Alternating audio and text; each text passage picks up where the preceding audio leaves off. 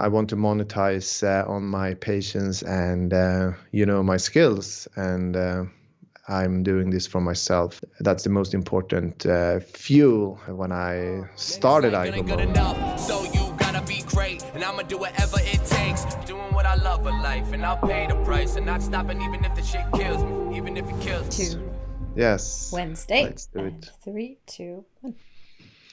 Hello, my friends, and welcome to MattGron Talks. This is episode 152, and my name is Mattias Gronborg, aka MattGron, and here I share my scale-up journey, building my company from nothing to something.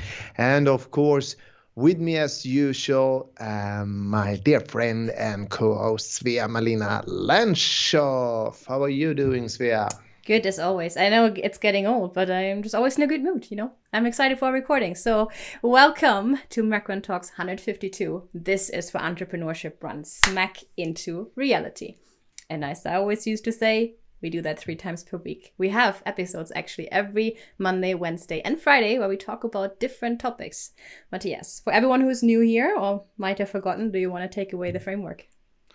Yes, we have a framework, and I will take it away here from the CEO corner at iGoMoon's HQ in Stockholm. So every Monday we talk about self-development, and I share my journey growing as a human being and a leader. And then every Wednesday we talk about all the things I'm learning in the entrepreneurial process, scaling up iGoMoon. And then every Friday I share my weekly inventory, and I talk about things that I could have done differently. We put in some self-reflection, growing the self-awareness, and then I'm also sharing what I learned during the week, and then we are also celebrating the victories together here in this show. That's what we do. Let's jump into our Wednesday episode. Let's talk business and let's talk money today. So we have talked in the very, very early episodes, far, far away, last year at some point. We talked about that you bootstrapped iGoMoon without any external financial help.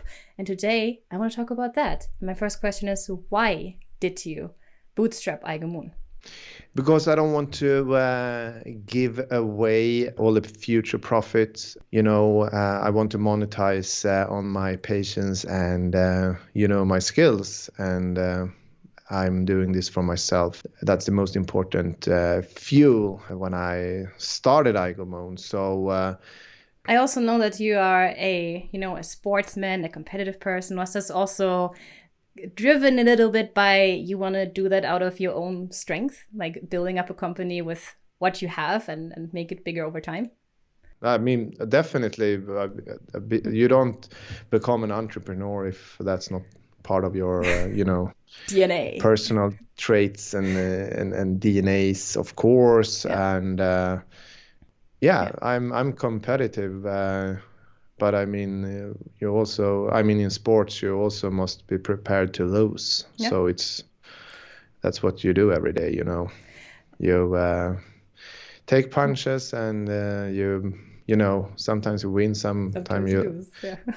sometimes you lose. Or what we say in German is like sometimes you win and sometimes the others win. You don't lose in Germany. Okay. All right. But was borrowing money or any kind of external help, was that ever an option for you? Because I know in the beginning you started to bootstrap, but now it's been almost 10 years you ran the company, and I'm sure there were maybe situations where it got a bit tough or short of money. Were there ever situations in the past where you considered taking any help from outside? No, not in my case. Mm-hmm. I think it depends what kind of business you build. I mean, this is my first business. I had some other business ventures which I failed, but I mean, I'm still trying to build my first business, and I need to bootstrap it to be able to monetize the business. And then when I get money, I could of course invest in other businesses. But and also, like, I didn't borrow money somewhere else, but I mean, I was borrowing a lot of money from myself, right? Yeah. I was at the age of 33, I was selling my apartment. I was selling everything I owned on like eBay, and I was, scaling down my personal costs to be able to build the business. So I sacrificed a lot of my personal balance sheet to be able to get that over on iGoMoon's balance sheet. Yeah. So I like that metaphor there, where you said I was scaling down, my personal life in order to scale up my company. And that's true, and an important point that you mentioned, that I think it's quite hard to start with like zero, nothing. Of course, you have to have something. But in your case was all your own. You put really everything you had into the company, hoping to succeed. And in the future, so it's kind of a similar question as before, but now when you look into the future, are you open to at some point take some external financial help? Is there a situation where you could think of it where it would make sense, or are you more strictly against it personally to do that? I'm as an entrepreneur, I'm not strictly against it. I know, I have the milestones in front of me, what we need to do right now, and I mean in the future, of course. I was talking. I think let's get back to the balance sheet there. Because today.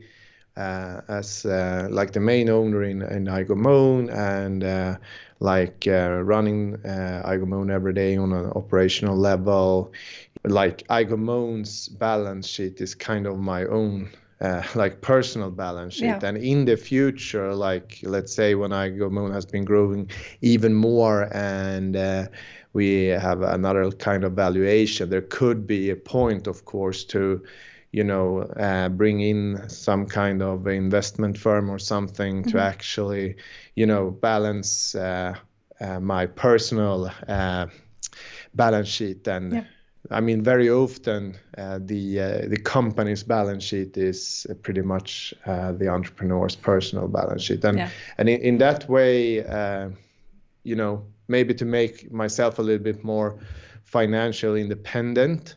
Yeah. And I think that's definitely a point that is very close to what you just asked me. Yeah. And and in that case, I'm not against it. From that perspective, that could also mean that iGoMoon then would be a part of something bigger, and that could also be interesting to be on that journey, growing into something else. But right now, we have a clear vision and clear goals to achieve before we can end up thinking about that. But I think that is very impressive to start a company with your own, how to say, force, but with your own hands basically, and build it up, and don't get any help from outside. Because I know a lot of companies, get fundings, get sponsors in the beginning. And I'm not saying that everything is easier in that way, but I still think credit where credit is due, in my opinion. I think that's really great what you've done. Yeah, but I think it also depends what kind of business you are,